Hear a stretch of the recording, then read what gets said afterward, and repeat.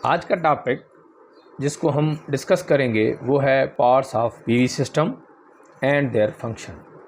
मैं हूं आपका इंजीनियर किशोर कुमार और मैं गुज़िश्ता 5 सालों से सोलर एनर्जी के शोबे से वाबस्ता हूं। मज़ीद मालूमात के लिए आप विज़िट कर सकते हैं हमारी वेबसाइट SKengineering.com.pk और लाइक और शेयर कर सकते हैं हमारे फेसबुक पेज को SKengineering.pk को। आज के टॉपिक्स जिनको हम डिस्कस करेंगे ये वो चीज़ें हैं जो एक पीवी सिस्टम को लगाने में काम आते हैं, यानी इनके बगैर अगर हम ये कहें कि वो चीज़ें या वो इंस्ट्रूमेंट या वो डिवाइसेस जिनके बगैर एक पीवी सिस्टम लगता है घर में, फैक्ट्री में, तो हम उनमें डिस्कस करेंगे। जिसमें पैनल्स के बारे में थोड़ा डिस्कस करेंगे, इन्वर्टर और चार्ज कंट्रोल इनका क्या काम होता है उन पर डिस्कस करेंगे, चेंज ओवर, अर्थ सर्किट लीकेज ब्रेकर जिसको हम ECLB भी कहते हैं, ओवर वोल्टेज प्रोटेक्टर OVP इसका क्या काम है और कहाँ पे यूज़ होता है, ब्रेकर्स, AC और DC ब्रेकर्स और PV फ्रेम्स। पहली चीज़ या वो पहला डिवाइस जिस पे पूरा PV सिस्टम होता है उसको फोटोवोल्टिक मॉड्यूल पैनल हम कहते हैं। हमने आपको पिछले लेक्चरों में भी बताया था कि PV मॉड्यूल कन्वर्ट करता है सूरज की रोशनी को इलेक्ट्रिसिटी में। जब सूरज की रोशनी PV यानी पैनल के ऊपरी हिस्से पे पड़ती है तो वो उसमें मौजूद PV सिस्टम में जो इलेक्ट्रॉन्स होते हैं वो फ्रीली मूव होते हैं और जिसकी वजह से इलेक्ट्रिसिटी प्रोड्यूस होती है। बहुत सारे दोस्तों को हमेशा ये कन्फ्यूजन रहता है कि जो सूरज की रोशनी से with the help of PV system से यानी जो पैनल के हिसाब से जो इलेक्ट्रिसिटी प्रोड्यूस होती है आइदर क्या वो DC होती है या AC होती है। तो मैं आपको ये पहले भी आपको बता चुका हूँ कि जो PV सिस्टम से जो इलेक्ट्रिसिटी प्रोड्यूस होती है सूरज की मदद से वो DC करंट होता है, ना कि AC करंट होता है। इन्वर्टर और चार्ज कंट्रोलर, इनके बगैर यानी इन्वर्टर और चार्ज कंट्रोलर के बगैर कोई भी PV सिस्टम कोई भी कंप्लीट नहीं होता। इन्वर्टर का जो मेन फंक्शन है वो कन्वर्ट करता है AC करंट को DC करंट में या DC करंट को AC करंट में, ये इसका मेन फंक्शन है। और ये जो आप देखते होंगे मुख्तलिफ़ किस्म के जो इन्वर्टर होते हैं ये मुख्तलिफ़ साइज़ों में अवेलेबल होते हैं, यानी 600 वाट से लेके 10 किलोवाट तक, 15 किलोवाट तक, और ये आहिस्ता आहिस्ता बढ़ जाता है और इनकी रेंज भी बढ़ती है। आपको मैंने पहले भी बताया था कि ये जो इन्वर्टर होते हैं ये घरों पे, इंडस्ट्रीज़ पे, हॉस्पिटल्स पे, स्कूल्स पे, पेट्रोल पंप्स पे और अब तो हर जगह पे लगना स्टार्ट हो गए हैं और ये फ्री और मुफ्त की बिजली प्रोड्यूस करने में काम आते हैं। आपको पता होना चाहिए एक दूसरी चीज़ होती है जिसको हम चार्ज कंट्रोलर भी कहते हैं। चार्ज कंट्रोलर का क्या काम होता है?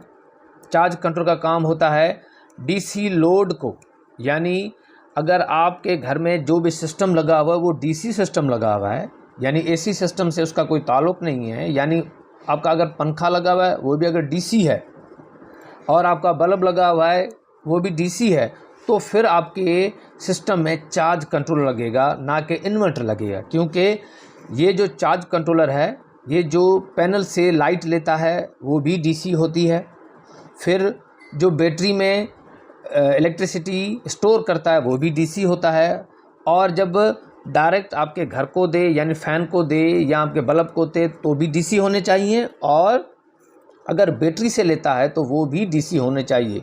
यानी अगर सिस्टम सारा DC सिस्टम होगा तो आपका चार्ज कंट्रोलर लगेगा।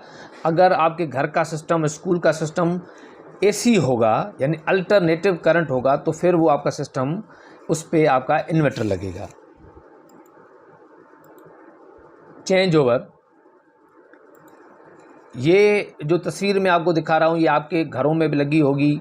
मुख्तलिफ जो बड़े बड़े होते हैं चेंज कंट्रोलर्स होते हैं वहाँ पे लगे होते हैं। इनका जो यहाँ पे लगाने का सिर्फ एक ही मकसद है कि इस चेंज ओवर में 2 किस्म की सप्लाई दी जाती है और इसका जो मेन फंक्शन भी यही है कि एक सप्लाई से दूसरी सप्लाई में चेंज करने के लिए इस चेंज ओवर को यूज़ किया जाता है। अब इसका क्या मकसद है? इसमें दो किस्म की सप्लाईज दी जाती हैं। एक तो ग्रिड पावर, यानी वापडा हो गई, लाइट हो गई, उसका कनेक्शन जो है वो इस चेंज ओवर में दिया जाता है। और दूसरी पावर जो सूरज से, यानी पीवी का जो सिस्टम होता है, यानी जो सोलर सिस्टम होता है, उसका एक कनेक्शन भी इस चेंज ओवर में दिया जाता है। अगर मिसाल के तौर पे आपका कोई घर चल रहा है और आपका घर अगर वापडा पे चल रहा है और आपके सिस्टम में कोई इशू हो गया, तो आप इजीली उसको इस चेंज ओवर की मदद से आप पीवी सिस्टम पे शिफ्ट हो सकते हैं। अगर रात का वक्त है और आपका जो बैकअप है या दूसरे किसी बैकअप में इशू हो गया है, या सुबह को अगर आपका कोई पीवी सिस्टम में इशू हो गया है, तो आप इजीली इसको कन्वर्ट करके आप दूसरे किसी पावर सप्लाई में चले जा सकते हैं।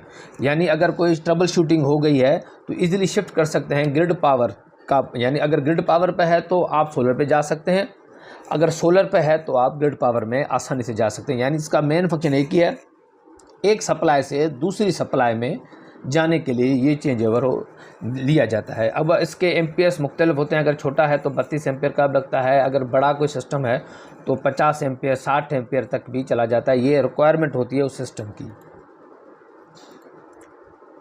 अर्थ सर्किल लीकेज ब्रेकर, जिसको हम शॉर्ट फॉर्म में अगर बोलें तो ECLB कहा जाता है। इसका जो मेन फंक्शन है, ये एक सेफ्टी डिवाइस है और ये हर इलेक्ट्रिकल जो भी इंस्टॉलेशन होती है वहाँ पे ये जो है ज़रूर लगाना चाहिए। और अगर आप सोलर सिस्टम लगाते हैं घर पे तो इसमें भी हम रिकमेंड करेंगे कि ये ज़रूर ही लगाना चाहिए।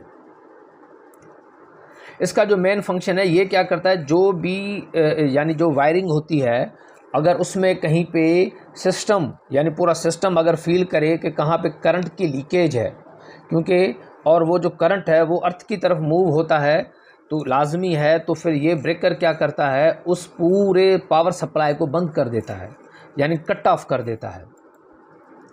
अगर प्रॉपर कोई इंसुलेशन नहीं लगी हुई, कोई भी प्रॉपर इंसुलेशन नहीं लगी हुई और कोई वायर है जो आप समझते हैं उसमें इंसुलेशन नहीं है और हो सकता है वो किसी मेटालिक बॉडी से टच करे और कोई बंदा उस पर काम कर रहा है, क्योंकि आपको पता है कि ज़मीन की जो इम्पीडेंस होती है वो ज़्यादा होती है और इलेक्ट्रिसिटी की इम्पीडेंस कम हो जाती है, तो हो सकता है वो जो करंट है वो उस इंसान से पास यानी क्रॉस करके ज़मीन पे जा सकता है, जिसकी वजह से जो वो काम करने वाला आदमी है या जो इलेक्ट्रिशियन है उसको डैमेज हो सकता है, उसको खतरा, ज़िंदगी को खतरा फील हो सकता है, जिसकी वजह से ये जो सिस्टम है उसको बंद कर देता है।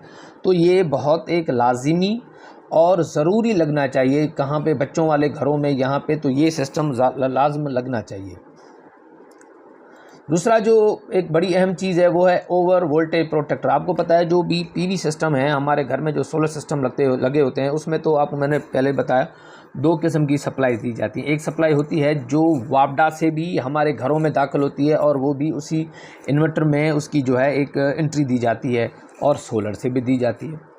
तो इसमें जो ज़्यादातर यही मसला होता है कि जो बाहर से वापडा से जो वोल्टेज हमारे आ जाते हैं वो कभी कभी आपने देखा होगा, क्योंकि टेक्निकल रीजंस की वजह से, टेक्निकल फॉल्ट की वजह से वो उनका जो है वो वोल्टेज बढ़ जाता है। जब वो वोल्टेज बढ़ जाता है तो खदशा रहता है कि जो आपका इन्वर्टर है जो बड़ा एक्सपेंसिव होता है उसको वो डैमेज कर सकता है और बड़े खर्चे में आपको डाल सकता है।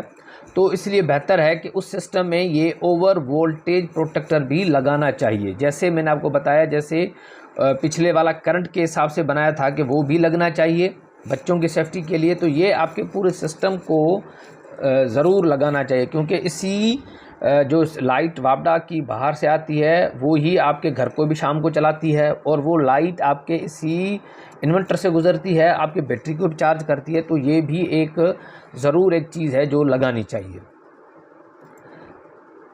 आपको ये भी पता होना चाहिए जो पूरे सिस्टम में जो भी सिस्टम लगते हैं उसमें दो तरह के ब्रेकर लगते हैं। पहले वाले तो हमने आपको दिखा दिए कि कौन कौन से ब्रेकर लगने चाहिए, मगर उसके साथ जो है दो दूसरे ब्रेकर भी लगते हैं, दो किस्म के। एक AC ब्रेकर होते हैं और दूसरे जो हैं वो DC ब्रेकर होते हैं। AC जो ये ब्रेकर होता है, ये भी जो सोलर सिस्टम होता है उसकी इलेक्ट्रिफिकेशन के दौरान लगना चाहिए। और ये जो ब्रेकर है ये हमेशा जो ग्रिड पावर है यानी जो वापडा है और जो आपके घर का लोड है उस पे लगना चाहिए, अच्छी क्वालिटी का होना चाहिए और उसमें वो इतने एम्पियर्स का हो कि वो आपके घर का लोड बर्दाश्त कर सके। यानी अगर आपके लोड और वापडा के बीच में अगर कोई फॉल्ट हो जाए तो वो उस सिस्टम को, उस पावर सप्लाई को आराम से या ट्रबल शूटिंग के दौरान कट ऑफ कर सके। दूसरा जो ब्रेकर होता है वो आपका डीसी ब्रेकर होते हैं। डीसी ब्रेकर क्या होता है कि ये भी इसी सिस्टम में लगना चाहिए और लगते भी हैं। और इसका जो ये जो जहाँ पे लगते हैं वो अक्सर जो होता है, जो आपका पीवी सिस्टम होता है, यानी जो इलेक्ट्रिसिटी आपकी पैनल से आ रही है और जो इलेक्ट्रिसिटी आपसे आपके जो बैटरी में स्टोर हो रही है या इस बैटरी से निकल के आपके घर की तरफ आ रही है, वहाँ पे भी ये जो डीसी ब्रेकर है लगना चाहिए और ये लगाना भी चाहिए। इसका रीज़न यही है कि अगर आपके पीवी सिस्टम में कोई फॉल्ट हो जाए, ओवर वोल्टेज हो जाए या आपकी जो बैटरी है उसमें कोई फॉल्ट हो जाए तो बड़े खतरे के मद्देनज़र देखते हुए ये आपके सिस्टम को पूरे को बंद कर सके। तो ये भी ब्रेकर, यानी क्योंकि पूरा सिस्टम ब्रेकरों पे है तो ये भी होना चाहिए। दूसरा पीवी फ्रेम्स, क्योंकि आपको पता होना चाहिए कि जो भी ये पैनल्स होते हैं ये लाजम है ये किसी न किसी फ्रेम पे तो लगते होंगे, ऐसे ज़मीन पे तो नहीं इसको रख सकते। तो ये यूनिवर्सल एडजस्टेबल फ्रेम्स होते हैं और ये आपको पता है लोकली मार्केट में अवेलेबल हो जाते हैं। इसका जो मेन काम यही होता है कि आपके जो पैनल्स होते हैं वो जिस तरीके से रखे जाएँ, मुख्तलिफ एंगल्स में रखे जाएँ, उसके लिए काम आता है। और दूसरा होता है कस्टमाइज़ फ्रेम्स होते हैं। कस्टमाइज़ फ्रेम्स का यही काम होता है कि अगर कहाँ पे ऐसा स्पेस हो जहाँ पे आपके यूनिवर्सल फ्रेम्स नहीं लग सकते, मुश्किल हालात हों, मुश्किल जगह हो, तो वहाँ पे हम कस्टमाइज़ फ्रेम लगते हैं अकॉर्डिंग टू पोजीशन, मुख्तलिफ एंगल्स देके। जैसे यहाँ पे हम जो इलेक्ट्रिसिटी, जो सूरज की रोशनी होती है वो ज़्यादा से ज़्यादा उससे पावर लिया जाए।